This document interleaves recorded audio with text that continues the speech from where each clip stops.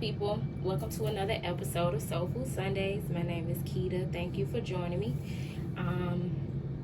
We have a new moon in Leo that we just had on the 28th. So I hope that you all have been tapping into that energy. By the time you see this recording, we'll be in the shadow period of that new moon in Leo energy, and so that's what we're going to tap into today. I hope that this message finds you all well, that you guys have been doing well since the last time we met. But we're going to get straight into it with prayer, and then I'm going to be pulling from the Moonology Manifestation Oracle cards as well as the Lightworker Oracle.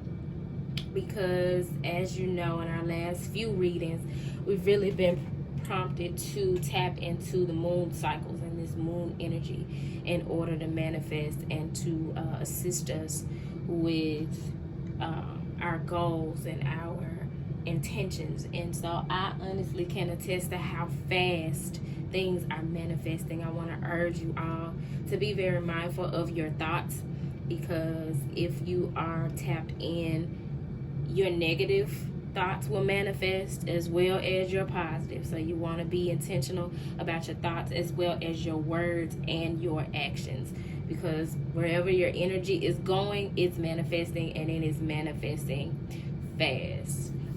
So whether you're thinking about love, that's coming in fast. You're thinking about money, in my experience, that's been coming in fast. Thank you, Jesus, Joseph and Mary.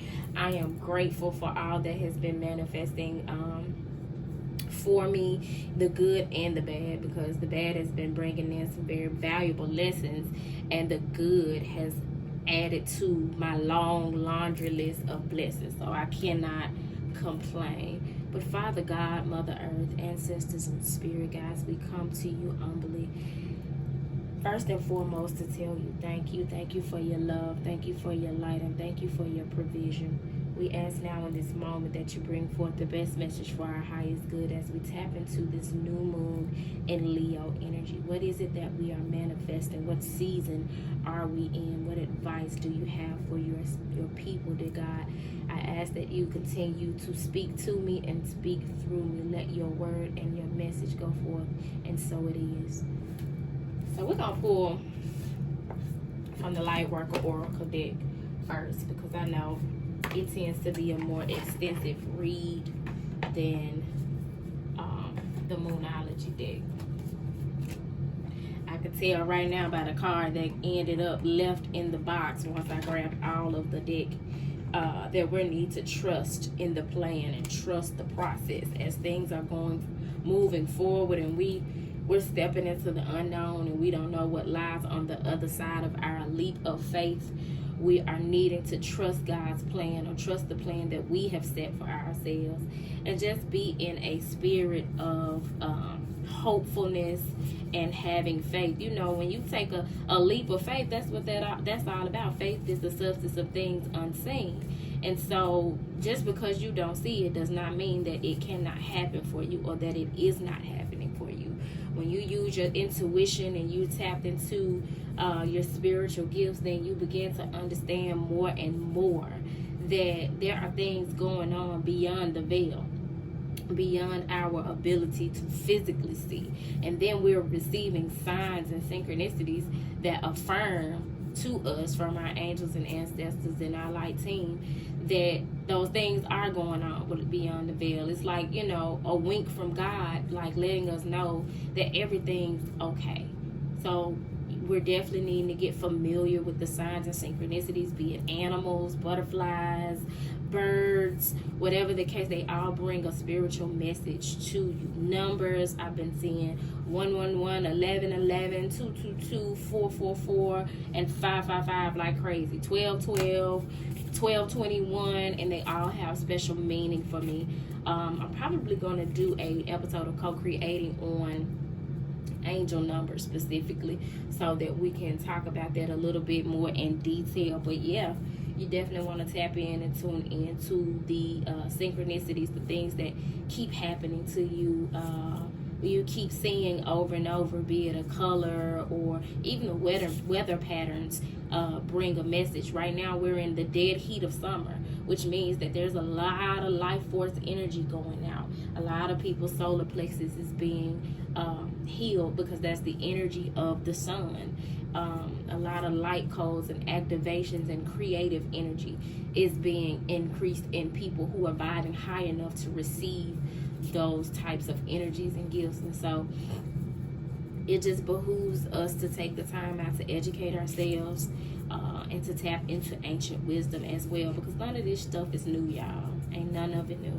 So we're gonna see what the light worker oracle is talking about. But I just want to urge you, somebody probably needed to hear that as you are getting ready to give up. Trust the plan. Just because it don't look how you want it to look, hang in there. Trust me. Some gonna shake. And it's gonna happen so fast, and things are gonna shift so fast for you that you can't help but know it ain't nothing but God moving on your behalf. That some things were happening below the surface that you just got privy to. It ain't new to our light team. It just becomes new to us in this realm when the shift takes place. And if you're vibing high enough, you can feel the shift within you. The fact that it's taken me forever to get a card from this deck is telling me that the road has been difficult. And bam, once we acknowledged that, two cards came out. Man, look. Numbers 17 and 18. Number 17 being the family of light. What did I just say? Your team of light. They trying to connect with you. They talking to you. They want you to commune with them. I know my ancestors and spirit guides have been on my ass about having a daily routine of sitting at my altar and finding ways to connect with them, and I am getting better at it. But you know, bad habits are hard to break, so I'm like used to getting up, going to the gym in the morning, and then coming back having like some devotion or having it at night. Well, the way things are going now, I'm needing to get up in the morning and make that my first priority so that the rest of my day flows better, because my family of light has guidance for me. They're wanting to connect and to commune with me as they assist me and guide me and give me advice and point me in the right direction while I go through this ascension, crossing the rainbow bridge. Tap into your chakras. Do some breathing exercises. Breathe in and out consciously, intuitively. Counting to 3, breathing in, exhaling. 1, 2, 3, holding it. 1, 2, 3, like, so that you're able to see what sensations you feel as you take time out to just tune everything outside of you out and just tap in.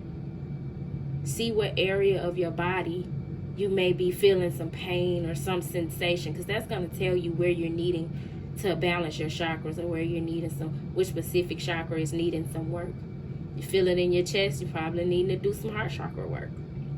You feel it in your throat, little irritation. I know for me, I know when my throat chakra is needing some work, or I'm getting some upgrades in that particular energy center, because my throat gets dry and itchy all out of nowhere. I wake up out of my sleep coughing. I don't have asthma or any of that. It's just that throat chakra activation. You feeling it in your abdominal? It could be one of your lower chakras.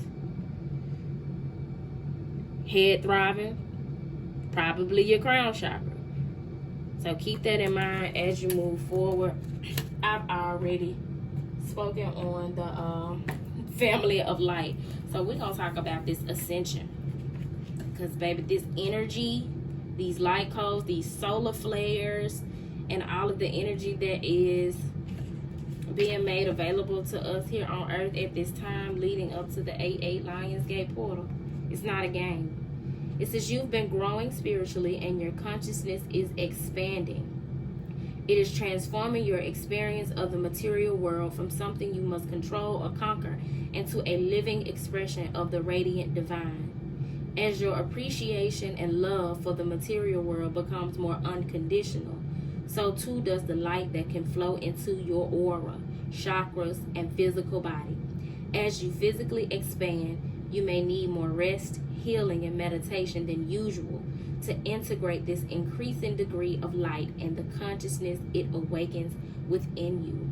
The rainbow bridge is a term for the channel of light that moves through your chakra system and along your spine, allowing spirit to enter your body and stimulate the development of your soul. This bridge comes to life as your consciousness is raised. It draws in higher energies that nourish and awaken your body, mind, and soul through your chakra system. If you are not familiar with the chakra system, it would behoove you to get familiar, because it really does provide the foundation for our mental, physical, and emotional body. I'm able to tie any and everything into my chakra centers. Top of the deck here we have initiation by water.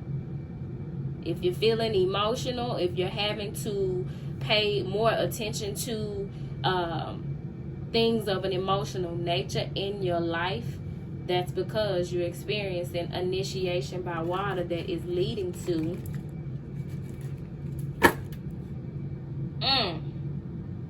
the dark night of the soul. It's that shadow work needing to be done. Because we are in, you see, we got all this bright, colorful energy here. But honey, there's a winter coming. We got fall, and then we got winter. I tend to experience the dark night of the soul in winter, which is also the time of the year where it's darker, longer outside. We don't have as much sunlight. It's cold. You're in the house more.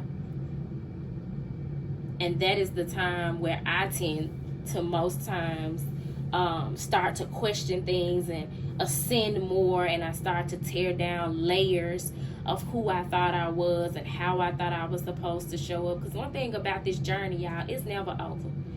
It's never over. You're never going to, in this 3D reality, spiritually arrive or reach a pinnacle. You know, you reach that pinnacle, that's when you take your last breath and your energy transcends into another realm. That's it. That's it in this earthly realm, but then you're able to expand and exist in other realms. And so we go through several dark nights of the soul. And once you come to understand it, it's really not as bad. Once you come to understand your tools that are available to you, once you come to understand that there is a community, several communities out there able to assist and support you, that dark night of the soul energy is actually not that bad. So I'm going to read the meaning, some of the message from the dark night of the soul as well. You are ready for a more real and radiant relationship with the divine. Your preconceived ideas and safe limits and beliefs may be sacrificed in order for this to happen. To the divine, these are only the clothing of your spirit. They are impediments to the absolute intimacy the divine seeks with you. You might feel vulnerable or uncertain as the divine goes about stripping away these barriers. This is when you enter the dark night of the soul. You understand there is nothing to rely upon but the divine, and you will find it difficult to trust at times. This night will end, however, and the sweetness of the divine dawning in your heart shall render all worthwhile. But for now, you are meant to feel exactly as you feel.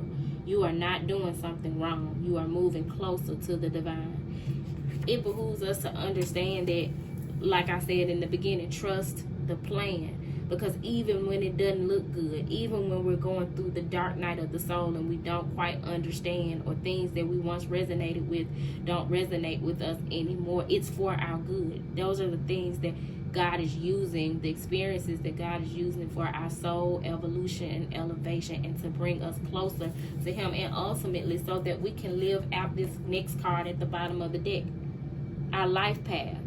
when we were a baby in the womb, before we even came to the womb, before when we were just an embryo, before we were activated. God knew, we knew what we were born to do, what our life path would be. We signed up for this.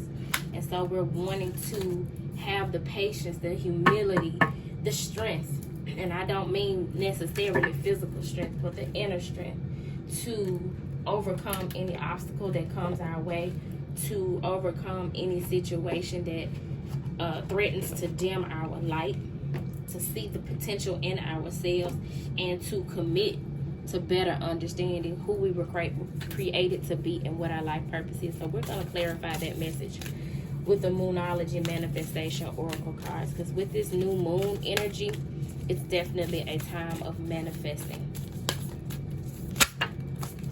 Oh, I love how we just ain't been getting a whole bunch of cards at one time. Go deeper. That's what the dark night of the soul is designed to do. New moon in Scorpio. It's going to take you deeper into your relationship with the Most High. It's going to take you deeper into your relationship with yourself. And shadow work is absolutely going to be required. You're going to need to take your spiritual baths. And you're going to need to meditate and journal. You're going to need to even, at that point, sign up for some therapy. Because you're going deeper.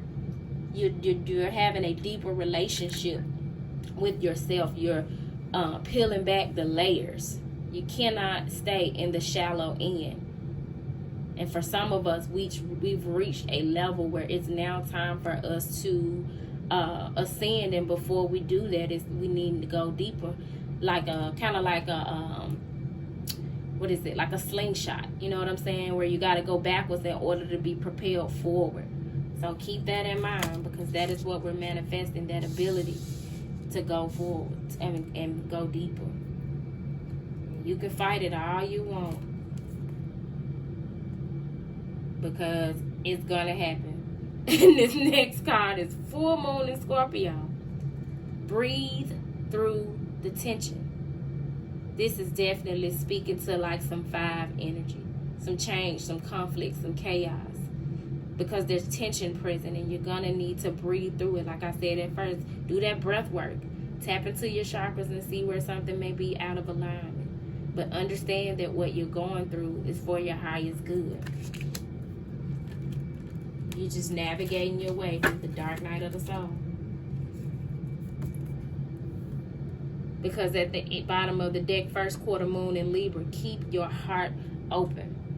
I was talking to someone recently about being a hopeless romantic, and how an aspect of Christ consciousness is very much that no matter what we go through, no matter how many tense, hurtful experiences we have, when you operate in Christ consciousness, that is you loving from an unconditional space and not allowing your circumstances and situations to make you bitter and hard-hearted or closing your heart. You're needing to keep your heart open no matter what happens. We're no longer playing the victim. We are the victors. So I hope that this message found you all well. If it did not find you well, I hope that it leaves you well. I hope that you all always can keep in the forefront of your mind that you are magic, and your majesty is your birthright. And through it all, to thine own self be true. And with that being said, y'all, peace.